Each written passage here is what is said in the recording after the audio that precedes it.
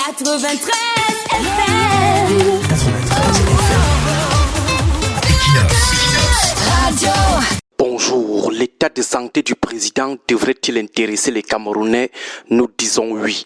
Il est d'abord un proche, un compatriote, un frère, un cousin, un père, un grand-père, un oncle, un bel-oncle, un beau-père pour certains, un ami, un camarade de parti ou d'association, un modèle, un chouchou pour d'autres. Ces Camerounais ont des raisons d'être inquiets lorsqu'ils ne voient pas leurs proches ou lorsqu'ils entendent certaines rumeurs le concernant. Il ne faut pas seulement voir ce qui ne l'apprécie pas, il faut aussi voir ce qui lui voue une affection indéfectible. Les Camerounais devraient-ils s'inquiéter de l'absence de plus de 45 jours de leur président du territoire national? Nous disons également oui, parce que c'est de l'inédit dans la gestion des républiques.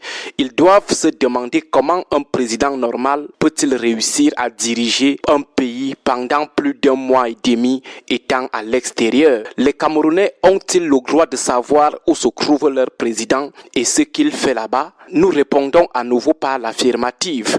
Un président ne s'appartient pas. En tant qu'employé du peuple qu'il a choisi et le paye chaque mois avec tous les avantages qui vont avec, ce peuple qui est l'employeur du président doit savoir où il se trouve, où se trouve son employé. Il doit savoir pourquoi il continue de le payer alors qu'il ne le voit pas, alors qu'il ne justifie pas son absence de l'entreprise, alors qu'il ne sait pas s'il travaille ou s'il est dans ses balades.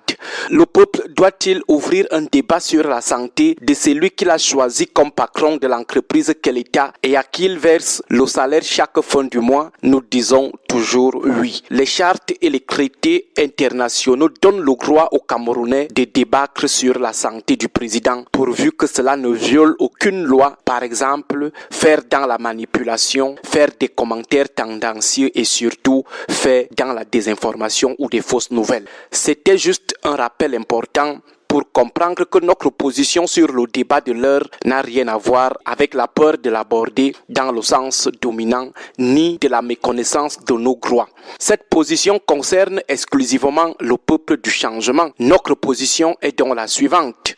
Le peuple du changement doit affronter le RDPC en 2025 pour une chaude explication. Ce match est déjà calé. Les entraînements ont déjà débuté. Les deux équipes ont déjà commencé à préparer leurs 11 entrants. Les supporters sont déjà en train de se préparer. Les arbitres ont été déjà désignés, bien que contestés. Le stade a déjà été choisi, à savoir les urnes. Les sponsors sont déjà en pleine mobilisation. Alors, écoutez bien. Alors, le joker du RDPC malade, indisponible ou vivant, le match est déjà programmé.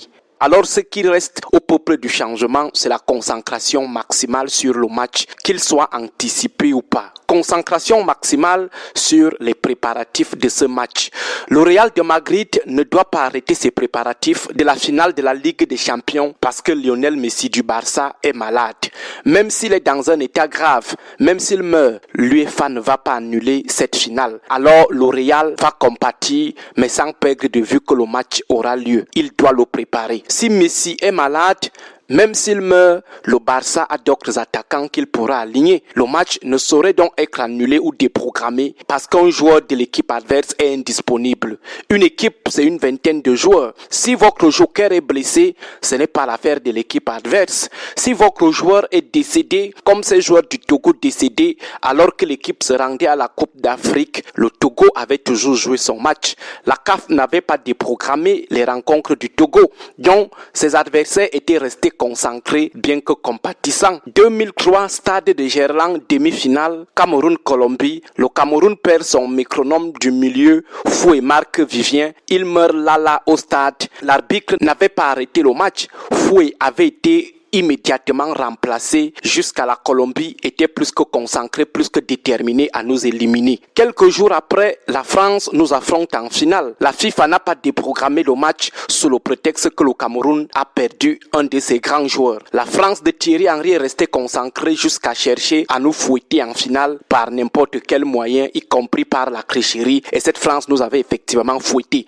Alors, quel que soit ce qui pourrait arriver au joker du RDPC, l'opposition et le peuple du changement devrait rester focus sur les élections à venir. Le match est déjà prévu.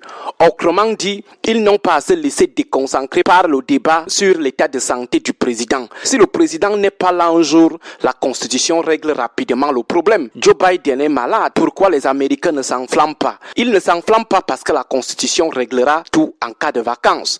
Au Cameroun, le président du Sénat est là. S'il n'est pas là, les vice-présidents sont là. Alors si l'opposition et le peuple du changement cherchent quoi faire, qu'ils se concentrent sur deux choses. Qu'ils se préparent à être intransigeants sur deux choses. La première, le respect strict de la Constitution, et la deuxième, l'organisation des élections libres et transparentes déjà prévues. Le reste, c'est la cuisine interne du RDPC. Si le RDPC veut qu'il aligne qui il veut en 2025, c'est son problème. Pourvu que la Constitution soit strictement respectée et que les élections claires et transparentes soient finalement organisées au Cameroun. C'est là où le peuple doit attendre le RDPC et non sur les débats autour de la vacance. La Constitution est claire dessus. Il faut juste amener le RDPC et contraindre le RDPC au cas où à respecter cette Constitution et à organiser après des élections libres et transparentes. Bon début de semaine à vous tous.